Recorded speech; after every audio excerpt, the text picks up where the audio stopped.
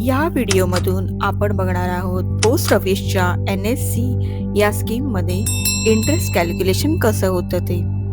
याच्यामध्ये हा formula use होतो A = P in bracket 1 + R divide by N raise to NT. Okay, या फॉर्म्युलामध्ये जे काही वापरले A = what, P, R, N, NT हे कशासाठी यूज होतात त्याचं डिस्क्रिप्शन दिलेलं आहे.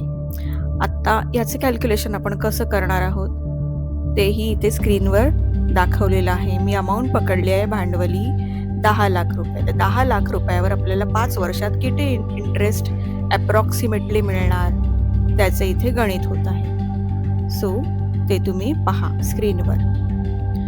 इंटरेस्ट काय आहे नॅशनल सेव्हिंग सर्टिफिकेट स्कीमचा 7.7%. त्याप्रमाणे कंपाऊंडिंग इयरली होत आहे, ॲन्युअली कंपाऊंडिंग होतं. सो एक अप्रॉक्सिमेटली आपल्याला एक अमाऊंट मिळते, ती काय मिळणार आहे ते पहा.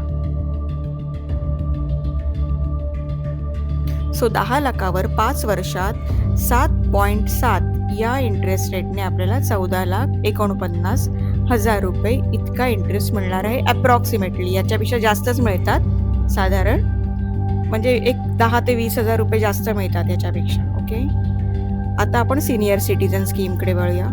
सिनियर सिटीजन स्कीमचा सरळ व्यवहार आहे. सिनियर सिटीजन स्कीममध्ये तुम्हाला क्वार्टरली इंटरेस्ट डिस्बर्स होतो, म्हणजे त्याचे वर्षाला 4 क्वार्टर असतात, म्हणून आपण डिवाइड बाय 4 करतो, जे एरवी आपण काहीच करत नाही. सो 15 लाखावर आपण इंटरेस्ट कॅल्क्युलेट करतोय 8.2 या रेटने डिवाइड बाय 4, करेक्ट. आणि रेस टू किती क्वार्टर आहेत, 5 वर्षात किती क्वार्टर येणार 20. So raise to 20. असं करून आपल्याला 15 लाखावर 22,50,000 असे मिळतात, म्हणजे टोटल 7,50,000. आणि आपल्याला क्वार्टरली इंटरेस्ट डिस्बर्स होतो 37,500.